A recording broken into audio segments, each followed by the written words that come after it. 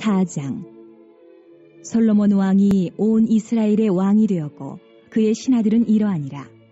사독의 아들 아사리아는 제사장이요, 시사의 아들 엘리호렙과 아히야는 서기관이요, 아힐루스의 아들 여호사밧은 사관이요, 여호야다의 아들 브나야는 군사령관이요, 사독과 아비아달은 제사장이요, 나단의 아들 아사리아는 지방관장의 두령이요, 나단의 아들 사붓은 제사장이니 왕의 벗이요, 아이살은 국내 대신이요, 압다의 아들 아도니람은 노동감독관이더라.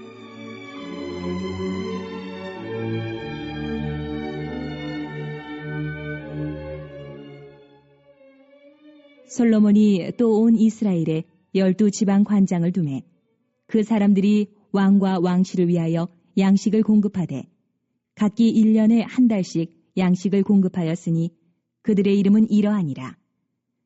에브라임 산지에는 벤후리요, 마가스와 사알빔과 벳세메스와 엘론 벳하난에는 벤데겔이요, 아룻봇에는 벤헤셋이니 소구와 헤벨 온 땅을 그가 주관하였으며 나밧 돌 높은 땅 온 지방에는 베나비나답이니 그는 솔로몬의 딸 다밧을 아내로 삼았으며 다아낙과 무기또와 이스라엘 아래 사르단가에 있는 베스안 온 땅은 아힐루스의 아들 바하나가 맡았으니 베스안에서부터 아멜 무홀라에 이르고 용르암 바깥까지 미쳤으며 길르앗 라못에는 벤게벨이니 그는 길르앗에 있는 므낫세의 아들 야일의 모든 마을을 주관하였고 또 바산 아르곱 땅의 성벽과 높빗장 있는 60개의 큰 성읍을 주관하였으며 마하나임에는 이또의 아들 아히나답이요 납달리에는 아히마아스이니 그는 솔로몬의 딸 바스맛을 아내로 삼았으며 아셀과 아롯에는 후세의 아들 바하나요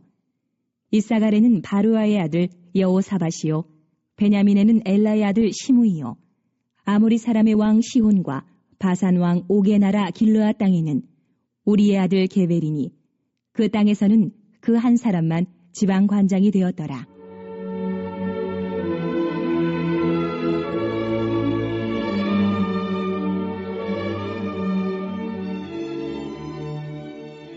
유다와 이스라엘의 인구가 바닷가의 모래같이 많게 되매 먹고 마시며 즐거워하였으며 솔로몬이 그 강에서부터 블레셋 사람의 땅에 이르기까지와 애굽 지경에 미치기까지의 모든 나라를 다스림으로 솔로몬이 사는 동안에 그 나라들이 조공을 바쳐 섬겼더라.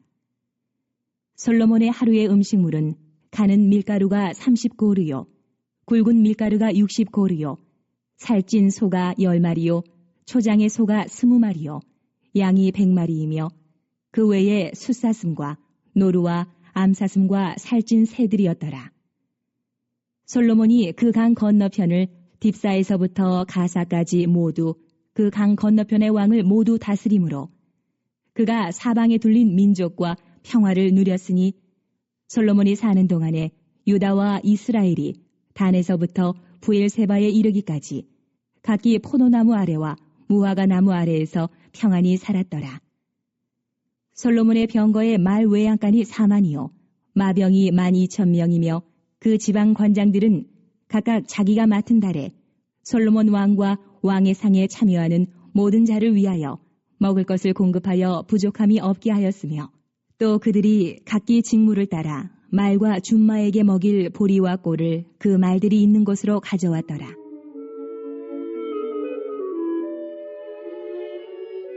하나님이 솔로몬에게 지혜와 총명을 심히 많이 주시고 또 넓은 마음을 주시되 바닷가의 모래같이 하시니 솔로몬의 지혜가 동쪽 모든 사람의 지혜와 애굽의 모든 지혜보다 뛰어난지라. 그는 모든 사람보다 지혜로워서 예스라 사람 에단과 마홀의 아들 헤만과 갈골과 다르다보다 나음으로 그의 이름이 사방 모든 나라에 들렸더라.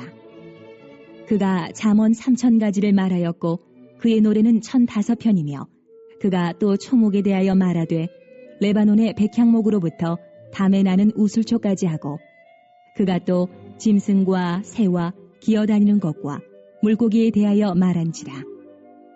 사람들이 솔로몬의 지혜를 들으러 왔으니 이는 그의 지혜의 소문을 들은 천하 모든 왕들이 보낸 자들이더라. 어제 우리가 살펴본 3장에서 이제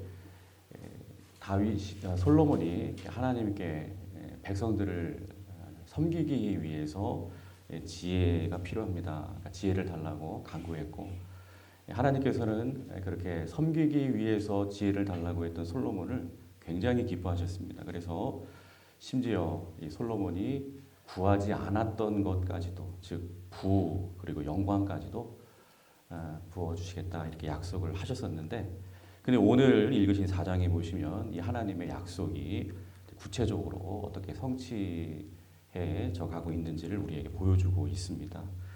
자, 그런데 그 성취되는 그 과정을 가만히 보면 시간적인 순서로 나열하기보다도 정치, 그다음에 경제, 또 국방, 문화, 학술, 그러니까 각 분야를 입체적으로 그렇게 기술하는 그러한 방식으로 오늘 4장에서 소개를 하고 있는데요. 그래서 이 열왕기상 4장을 읽어보면 마치 솔로몬 왕국에 대한 어떤 국정보고서를 읽는 것 같은 그러한 느낌을 받기도 합니다. 자, 그래서 먼저 오늘 본문 1절부터 우리 19절까지 내용을 보시면 이 솔로몬 왕국의 이 중앙 내각의 명단이 나와요. 그리고 12지방 관장, 그리고 그 지방 관장이 다스리는 12 행정구역의 이름이 아주 자세하게 기록되어져 있는 것을 보게 됩니다. 그리고 20절부터 34절까지는 이 같은 탄탄한 국가 행정의 다스림 가운데 이스라엘 백성들이 번영하고 아주 평안하게 그렇게 살았다는 것, 그리고 솔로몬이 광대한 영역을 다스리면서 많은 나라들로부터 풍성한 조공을 그렇게 받게 되었다라고 하는 것이 나오고, 그리고 마침내 하나님께서 주신 솔로몬의 이 지혜 명성이 모든 나라 가운데 두루 퍼져서 각 분야 많은 사람들이 솔로몬의 지혜를 배우러 찾아왔다, 이런 내용이 이제 오늘 4장에서 기록되어져 있습니다. 자, 먼저 우리가 좀 주목하기를 원하는 부분들이 있는데, 먼저 솔로몬의 내각에서 볼 수 있는 좀 두드러진 특징들이 있습니다. 6절을 한번 먼저 봉독해 볼까요? 6절. 자, 시작.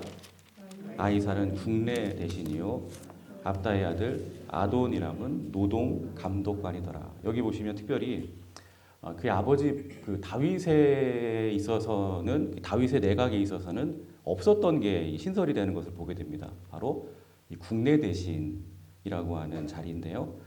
이것은 곧 나라의 살림살이의 규모가 그만큼 커졌다는 증거입니다.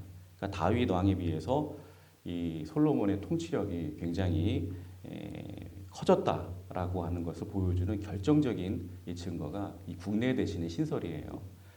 자, 그리고 2절에 보시면 또 제사장이 먼저 소개되고 있는 것을 보게 되고요. 그 다음에 3절에서 서기관과 사관, 또 4절에서 이제 군사령관, 또 5절에서 지방관장의 두령, 그 다음 6절에서 방금 소개한 이 국내 대신과 노동감독관이 이렇게 소개되고 있는데, 그렇습니다. 이 아버지 이 다윗 시대와는 달리 이 새로운 시대에 부응하는 새로운 내각이 이렇게 잘 구성되는과 동시에 인재들을 지금 적재적소에 잘 등용하는 아주 지혜로운 그러한 솔로몬의 모습을 우리는 보게 되는 것입니다. 오늘날처럼 정권을 딱 잡기만 하면 자기에게 아부하는 자기 측근들로만 그냥 온통 내각을 단행해서 유능한 인재들을 그냥 막 사장시켜버리는 이러한 모습들이 얼마나 많은지 모릅니다. 그런 것과는 달리 솔로몬은 옛 신화와 그리고 새로운 그러한 신화를 적절하게 안배해서 지금 행정 능력의 극대화를 지금 꾀하고 있는 것이죠. 또 붙인 이 다윗의 내각에서는요, 군대 장관이 제일 먼저 이렇게 소개되고 있었거든요. 그런데 오늘 솔로몬의 내각에서는 제사장이 먼저 소개되고 있고, 또 행정관이 이 군대 장관보다도 먼저 소개되고 있는 것을 우리가 좀 주목해야 할 특징으로 또 볼 수가 있습니다. 이게 또 뭘 의미하고 있는 것일까요? 지금까지는 이 모든 정책들이 이제 국방, 즉 군사력 위주로 그렇게 추진이 되어 왔었습니다. 그런데 이 솔로몬 이후에는 이제 백성들의 평화와 그리고 안녕과 그리고 번영 우선의 정책으로 이렇게 모든 정책들이 전환되고 있다라고 하는 것을 또 우리에게 보여주고 있는 것이죠. 그래서 이렇게 평화와 안녕과 번영을 위해서 지혜롭게 이렇게 내각을 구성한 솔로몬은 이제 7절부터 보시면 국가의 재정을 충당하기 위해서 이제 전국을 12행정지역으로 이렇게 나눕니다. 그리고 그 책임자인 12지방 관장들을 임명하는 것을 보게 되는데, 특별히 이와 같은 조치는요, 이 국가 경쟁력 증강을 위해서 참으로 탁월한 그러한 결정이 아닐 수가 없었습니다. 당시 이 같은 정책은 기존의 12지파의 경계를 그냥 과감하게 다 무너뜨리고요, 오직 생산량의 균등을 중심으로 지혜롭게 이렇게 분할한 것인데, 7절 말씀을 한번 읽어볼까요? 우리 7절. 자, 7절 읽어보겠습니다. 자, 시작.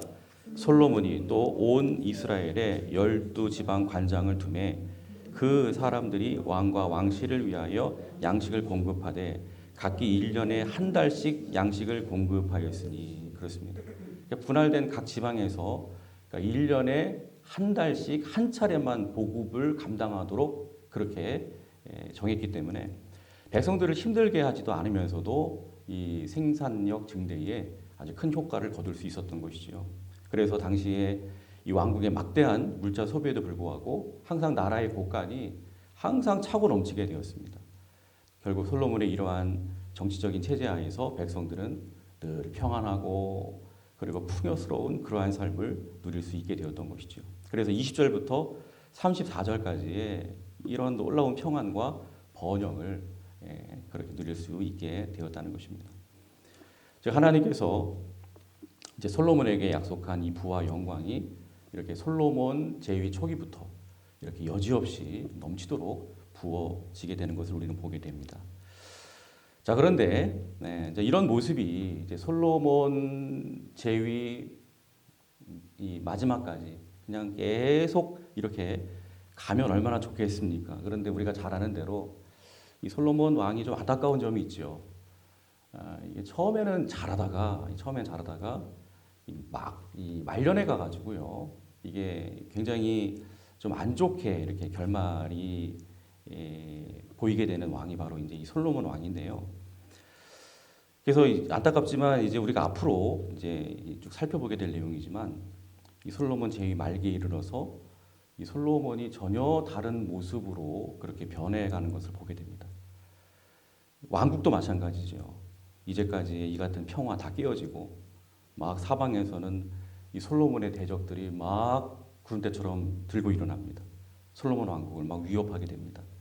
또 솔로몬의 그토록 충성스러웠던 신하들 중에서도요, 막 반역자들이 생길 뿐만이 아니라 이제까지 솔로몬의 통치를 그토록 기뻐하고 기대하던 백성들마저도 솔로몬에게 등을 돌리고 그의 통치를 받아들이지 않고 기뻐하지를 않아요. 그러니까 오늘 본문의 이와 같은 솔로몬 제위 초기의 부와 영광이 그의 제위 말기에 이르렀을 때 놀라우리만큼 변질되고 점점 무너져 가게 되더라는 것이죠. 근데 그 이유가 무엇일까요? 자, 우리가 좀 미리 좀 이 말씀을 좀 찾아보기 원하는데 열왕기상 11장 9절을 한번 좀 먼저 찾아볼까요? 열왕기상 11장 9절입니다.